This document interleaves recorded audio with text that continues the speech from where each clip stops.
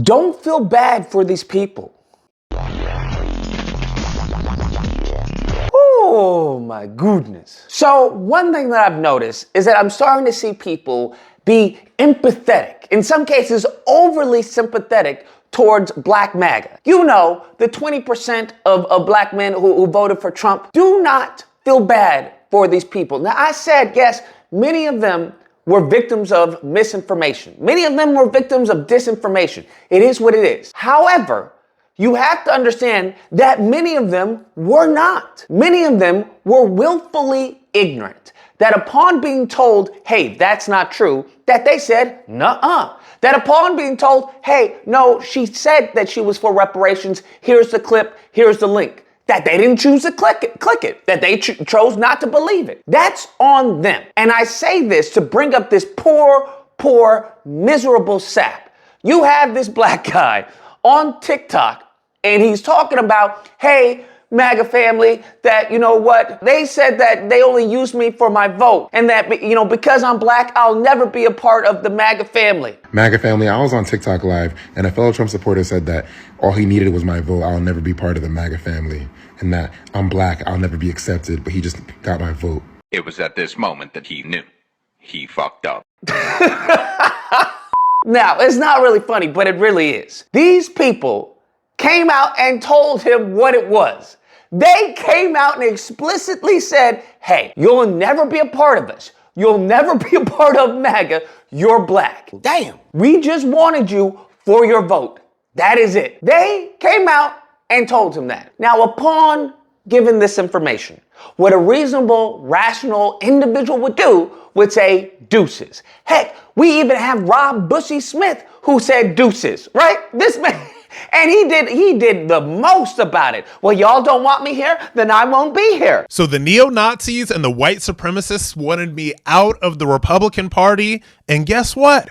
I'm out. They harassed this dude at an event, calling him all types of slurs at the event that forced him to leave the MAGA movement. This man was told, we just want you for your vote. And you want to know what his response was? Nah, that's crazy. Like, I love MAGA Nation. I love the MAGA family. What? And that breaks my heart that someone would speak to me like that right after the election, that all I was a vote? Nah, I love all you guys, and I know most of you MAGA family members are not racist, and I love you guys, and I'll keep repping MAGA Nation, Trump 2024, but that really broke my heart that some guy would say that. Now, ladies and gentlemen, what are we supposed to do with that? What are we supposed to do with these Negroes that think like that? He said, nah, I still rep MAGA family. Bro, there's nothing we can do with those people. You have to understand, some people did not want to go with Harriet Tubman. To my white John Browns out there, okay, leave Negroes like this alone. To my black people out there, leave Negroes like this alone. You can't save everybody. These individuals told him what it was, and he said, no, I don't believe you. What are we supposed to do with this? We're now seeing an influx of these simpletons, of these black MAGA, who are now trying to tout that they're pro-black. They are now trying to do everything in their power to whitewash what Trump says, to whitewash what the administration is attempting to do. And ironically, they're the ones that are going to get hurt by this the most. They were in shambles once Trump came out and said, hey, he's not for taxpayer-funded reparations. They were in shambles when Trump was given as far as reparations to white people. Reparations to white people, because they suffer from a cognitive dissonance. So what did these Negroes start doing? They started saying, well, he didn't say the word reparations. You can't help these people. They're done. They're toast. They're finished, bruh. They cooked. Toast. Toast. They will spend the next 4 years trying to justify their Sambo anti-black racist behavior. That's what you have to understand. They will do everything in their power to try and do mental gymnastics to validate who they chose to vote for, to validate their misogyny, to validate their hatred of black women, to validate, in some cases, just their hatred of themselves, their internal hatred. That's what they will do, and they will stop at no lengths to do it.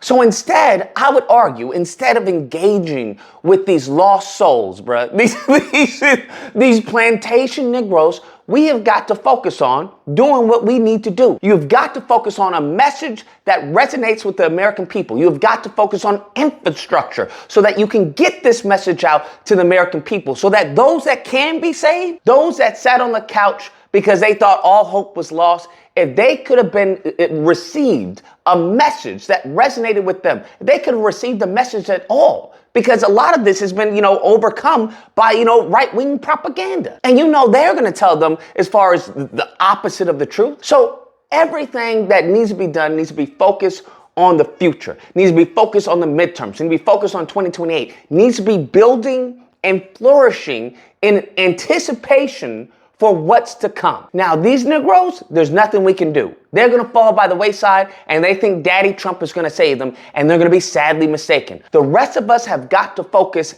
elsewhere. We can't spend our intention, we can't spend our brain power trying to convince these Negroes that that's not what she said, trying to convince these Negroes that's not what he's going to do, trying to convince these Negroes, well, that's not the best way we should go about. Nothing we can do about them. Stop spending our energy on the 20% of Negroes who are lost, while there is 80% of Negroes who aren't. There are 80% of black people who are ready to fight, who are like, hey, how do we prevent this from happening? What's going on? How do we, what are our white liberals going to do as far as to send out a message to get with them? Because there's a lot of finger pointing that needs to go on, and it's not with black men and it's not with the black women. So that's what needs to be focused on. That's what needs our energy and attention. Not these dummies, bro. Not them.